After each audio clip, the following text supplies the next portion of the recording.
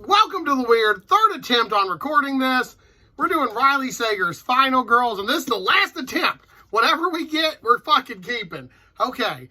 Riley Sager's Final Girls takes a reference from a horror movie term known as the Final Girl. The last girl who's alive at the end of the movie is the final girl. She's usually the virgin, the cool chick with the fast car, the one that gets everybody through this, the one who's got their shit together the most. Well, there's a group of these final girls, and there's a couple, like one's been a serial killer's like prey, one was like in a massacre, stuff like that. But there's not many of them, and one of them ends up dead. So our main protagonist, she's like, oh no, what to do? And then this other girl shows up, and it's about their nuanced relationship, kind of a little of a murder mystery, who done it. She's trying to figure out who killed the final girls, along with some backtracking into the events that led to this. The plot was kind of cool. I like the thing about the final girls. I think that's just an amazing name. I like the whole murder mystery aspect over who killed the other final girls and what's going on. And I like the time travel parts. Not really time travel, the back pacing into the previous events that led to Quincy being the way she is.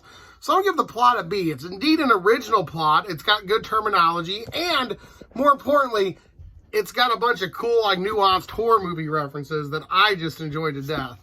Okay, so let's get into characters. Characters, you know, this book's probably going to get a lot of above averages.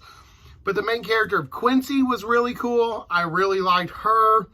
And I liked the way she was kind of, like, dealing with it in, like, a really normal way. She has the cop that helped her through this named Coop. And he's been kind of, like, hanging out, been like a buddy to her. And he seemed cool. Her boyfriend, Jeff, didn't seem very cool, but he wasn't supposed to. See, there's only like 5 or 6 characters in this book, totally, really. I mean, really, the ones that are mentioned more than once. And they were all really good. They all definitely had a role. They all had a niche. They all fit into it, and they all evolved a little bit along the way. You know what? Fuck it. I'm giving the characters an A. They were all really good characters. Now let's talk about the pros and the cons. Well, the pros... it's Riley Sager, so I cannot get this angle right here. It's Riley Sager, so I really like his writing. And I really like the way he does, like, sex scenes. That sounds kind of weird, but you know what? He does them decently, where it's not too vulgar, but it's not just like, they go to the room and shut the door, but it's not like goddamn House of 1,000 Corpses, where they're, like, raping the naked cheerleader chicks either, so... I also really enjoy the way he leads into, like, the here's now, and then the next chapter is back then. This one it got a little annoying with, that's a con, but I really like that particular writing style. And a big pro was I really liked all the characters. The character of Sam I disliked the most, because she smoked. She was kind of like the hardcore chick, and I'm like, man, I get it, you're hardcore. I get it. Let's get over it. Let's move on. I don't need another chapter where you got to tell everyone you're a badass. It's like a scene from a movie where Gerd's like, yeah, are you a badass? And the dude's like, I'm a badass. And every time you see him, he just got to reiterate that he's a badass. Eventually, you're like, you know, maybe you're not a badass because you keep telling me. I just let me believe it or not believe it. Cons. The back pacing did get a little bit old in this one. I would have preferred a what happened to now. The legal stuff with Jeff, and I kind of saw the ending coming. I don't want to spoil it, but I found it a little predictable. This is my second Riley Sager in a row, my third Riley Sager overall. But not too much of a terrible con. It's just the back pacing got in the way, and it was a little predictable.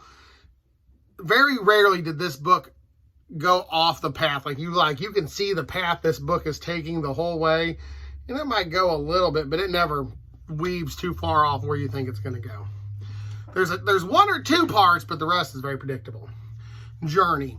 The most important part for me is how much I enjoyed mostly the audio, because I do a lot of 90% of what I'm reading lately is audio. When I'm driving on a lift or when I'm packing, I can listen to an audiobook as long as I have one earbud out. And it's pretty chill, especially on weekends, because there ain't nobody there. So I can just blare out an audiobook. I put it on times 1.5 speed, and I can knock one of these out in a weekend. It's really been helping me knock out my incredible TBR and get the 100 books this year goal done. This is the 3rd book this month. So that's really good for me.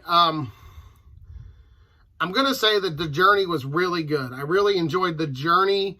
The predictability of the journey, however, definitely teetered. I loved all the characters. I was definitely intrigued with all of them. And the setting of New York City was just not the best.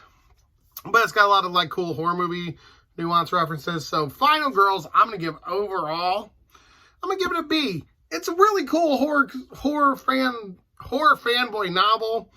It's a Riley Sager, and it's got a decent enough story where I would highly recommend it to most people.